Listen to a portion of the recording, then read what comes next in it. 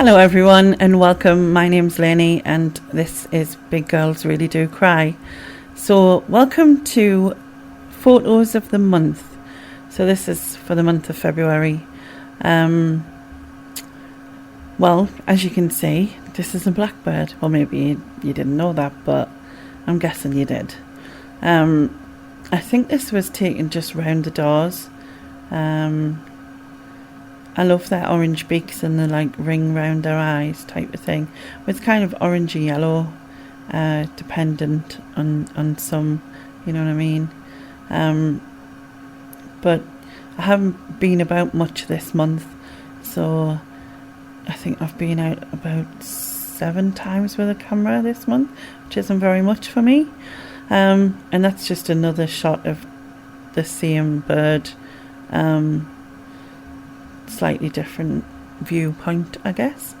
Now this is a female blackbird, and unfortunately there wasn't enough light on her herself, so she doesn't stand out quite enough. But I just loved the fact that the church steeple was like behind, sort of like blurred out, you know what I mean. And I just thought it was good. I just wished I could have put more light on her. This is a different female blackbird. These all were taken round the doors so far, and then we'll move on to Mowbray Park. So I spotted the cormorant in Mowbray Park. You don't often see them there, but it's normally more of a seabird than a pond kind of lake bird essentially. And this is just a sort of closer up view. They're very strange looking, but they've got like these lovely blue-green eyes. You can't really quite see properly, I don't think, but yeah, I really like these. I think they're funny. Some of the face shapes they make, is that the word, is quite funny. Again, sticking in Mowbray Park, this is Hazel. Hazel was one of a pair, her and Jake. And Jake unfortunately passed away. He was quite old for a swan, so she's there by herself. Again, just a closer picture. I'm hoping, she finds another mate. Someone turns up. You know what I mean? I'm hoping she doesn't leave and someone just turns up there. But you never know what might happen, I guess. But yeah, she was just basking in the sun and enjoying it, I guess. The winter sun. Moving on to these little things. I absolutely love these birds. These are long-tailed tits. I've mentioned them quite a few times. They're absolutely tiny, and as mentioned, although you can't see his tail on this one because he's facing front, they have quite a long tail compared to their body, I suppose. But I took quite there. You can see it on this one. They evaded me for ages and ages, and I tried to get decent shots of these for ages, and I could never catch them because they are quite flitty, being little birds. And I always just missed out, or it was behind a leaf and I couldn't see it, or whatever. And this month I've seen them quite a few times. Once all the trees are covered in the summer and that, they'll disappear again behind. But I just happened to catch this one sitting on top of the bush itself. And coming up is my absolute favourite picture I've ever taken of one. And that is this one. I am well chuffed with this picture. I was just kind of side on the stick, as it were. And they've got a slight sort of pinky blushness to their feathers. I nearly said fur there. I always confuse that. They've also got that same pinky blushness to the top of their eyes, kind of. Well, it's more like slightly orangey as well, I suppose, but super cute they are. Anyway, moving on to the cold tit. Again, these were ones that I never really saw. I saw grey tits, I saw blue tits. Never really saw these, but recently I've seen quite a few. This one was on my bird feeder, having some sunflower hearts there and enjoying them. And then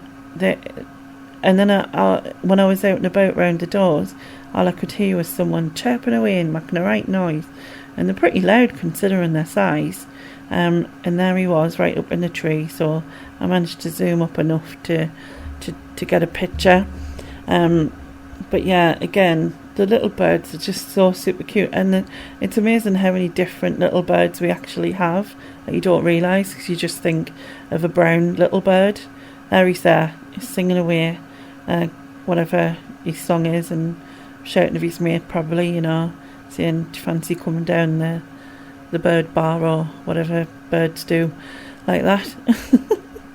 And this is actually a different one. This is in Roker Park. Now, this is a bit of a cheat because I took this just before February. This was the back end of January, but they didn't make it into my January pictures because I didn't do it at the end of January. Again, this is a sparrow, a house sparrow. It's a male. You can tell by the black markings around his face. So there was loads of noise in the tree. There was quite a few of them actually, both male and female. And he was just sitting on the branch, and then there was another one mouthing off on the top edge of the gutter, and so I managed to get him as well before they disappeared. And I realised how long their sort of claw feet are, but I suppose they have to be to go around twigs and branches to keep themselves on, don't they? And I didn't really think about that, because if there weren't, a little gust of wind and they'd be gone. Anyway, this is an eider duck. Now, this is a male eider duck. He's got his gob open. I don't know if you can tell. His beak. I shouldn't say his gob, should I? His beak. Anyway, I love these, and the reason I love them is that, well, it sounds weird, but not long after my mum died, a few months actually, I spotted a pair of these, a male and female, which you'll see the female in a minute, on the river, and I've never seen them before, and I thought, oh, they're weird. And I asked what they were called on a bird page, and they said, oh, eider ducks. So it's spelled E-I-D-E-C, E-I-D-E-R, sorry, but like cider, Eider, you know what I mean? But like my mum's name is Eider, or was Eider, and hers was spelled I-D-A, but just because it sounds the same, and I just thought, oh, and so, like, whenever I see them now, it makes us think of my mum, which is just a nice thing. This is the female, of course. Females always look slightly more drab. They tend to be brown. It's not in the true of all birds, but in quite a few bird species, the females are brown. There he is again. He was flexing his wings. I managed to get him like this. I know his wings spread out properly, but unfortunately, I always get some blur, and to be honest, I was quite far away from these. These were in the river, and I was up, like, not on the embankment next to the river, I was up right up the top, so I used like the full zoom, and as you can see, the edges blur. I've never managed to get a decent flying type of flapping picture where it doesn't blur, unfortunately, but that's how it works, I suppose. And here we go. But yeah, this is well, I class it round the doors, but just by the stage in my life where I live, there's like a back part to it, and you're at the top above the that's the river there, and I'm up on the top embankment, so I have to zoom right down in the river to get them pictures. But yeah, they're much better than the ones I had last time. The reason I took this is because of the blossom. It was nice to see the blossom coming out, because you think, oh yeah, it's spring, and and then it's going to be summer, and it'll all be warm, and I can get out much more. And so I took that picture with the river in the background, and also this one with a close up of the blossom, which just looked really pretty. And as I said, it's just that sign, isn't it? That sign that summer's coming and we're getting out of this winter time. Now, moving on, this is a starling. I've mentioned it before. But she still has her winter plumage. She'll be coming into her breeding plumage. And the reason I know it's a she is at the base of her beak, it's like a pale sort of beigey pink colour, which means she's a girl. The beak will go completely yellow, and she'll, although not quite as pretty, pretty is not the right word, not quite as colourful as the male, which that is there, that's a male. He as you can see at the bottom of his beak, that's like a bluish sort of grey colour, and he, although still has a lot of his winter plumage on the top with the spots you can see, below that you can start to see the sort of iridescent brilliant colours they have, like green and purple and blues and all sorts. Anyway, moving on, here's Mr. Robin. I've got a few pictures of Mr. Robin. These again we took round the doors. Well, could be Mrs. Robin for all I know, to be fair. I mean, I'm just assuming here, but we'll say Mr. Robin for argument's sake.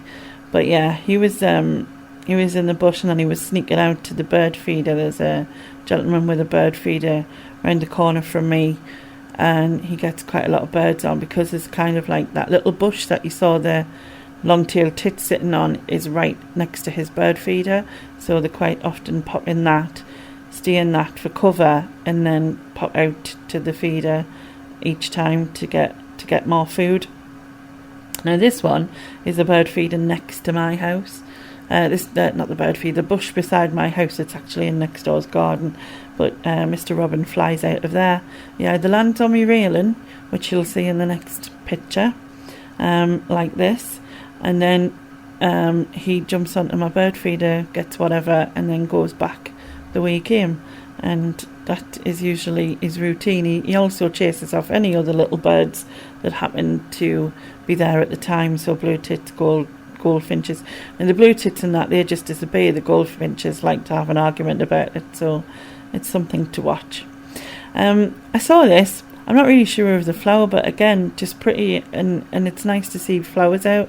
And I was really pleased with the depth of field and the blurred background, as it were. And I just thought it was pretty pink flower. As I said, not sure what it is. Again, because of the upcoming spring, you always see these around, don't you? The crocuses. I think them crocuses and the snowdrops are usually what you first see, and then that moves on to then the daffs and everything else, really, isn't it? Daffs and tulips and that. Speaking of the goldfinch, there he is. He was sitting on the tree outside of my house, actually. I think he was waiting for us to go in so he could come down the bird feeder, but I managed to get one picture of him in between the branches, I should say. Sometimes it's quite hard to photograph that. Now this is a blue tit, obviously, and I just caught it flying, but unfortunately, as I said, my camera just does not capture the movement quick enough, so the wings are quite blurred, but I still like the picture itself, and it just looked like he was coming at me, bless him. But again, maybe a her, so I don't know. Anyway, this is Mr. Sleepy Wood Pigeon. I just thought it was cute because he looked cute and snug, fast asleep. This was took in Roker Park, so again, this was just before. This was just the end of the month. I think it was 27th of January, because that is actually the last time I went to Roker Park, which is sad, really. It's also the same day I went along the coast road and I went live, if anyone saw that. So yeah, I was showing you this Roker Pier, and this was one of the few pictures I got of it. And yeah, I went live down there and came along the coast and then through the park, and hopefully I'll get back down. I'm hoping to get down this weekend, but we'll see what the weather does. Yeah, and then I tried to take a few pictures of waves, but the waves weren't really waves. It was just kind of the water gushing back to the shore, really, rather than waves itself. I'd really like to take some decent wave pictures. It just always look cool and dramatic, you know what I mean? Well, there's not much drama in these, is it?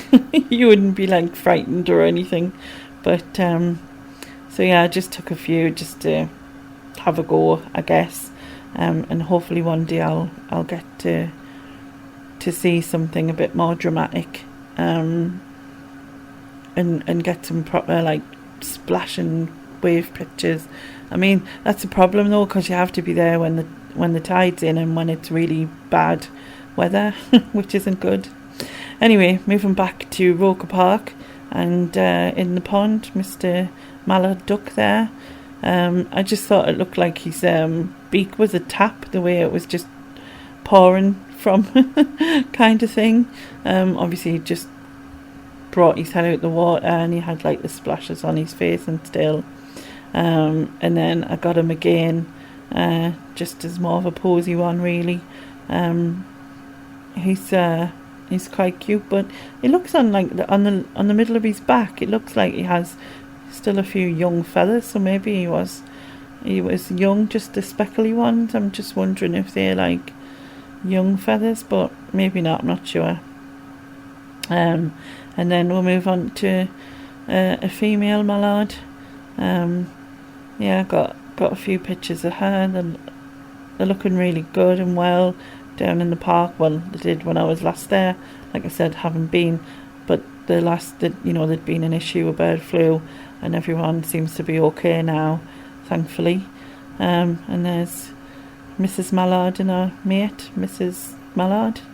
Yeah, that makes sense, doesn't it? But yeah, I haven't took many of the duck pictures recently, so I just thought I'd get some while I was there, especially when the sun's out, because it makes a hell of a difference to the photos. And moving on to Jacob. I absolutely love Jacob. This is the resident male swan from Roker Park.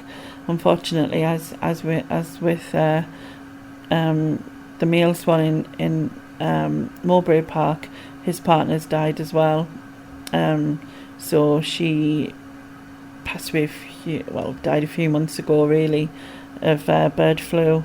So he's been on his own for quite a few months, and obviously breeding season's coming, and I'm really hoping that he finds a mate as well. But I don't want him to leave either. So whether he leaves and brings someone back, or whether someone just turns up, I don't know. But yeah, I think it'll be more his instinct to go and find a mate. But hopefully he'll come back if he does, because I don't want him to be on his own. It's a bit sad, really. Ever since the bird flu and issues, there was also another male swan there at the time, and he's really sort of, his neck's crooked, and it hasn't been the same since. But he seems okay, and he's managing, and he's doing well, so that's good. Anyway, that was the last picture. I really hope you enjoyed that. Thank you for watching, everyone. I will add another one of these to the end credit bit on this, as you do. And other than that, I will catch you later. Bye bye now.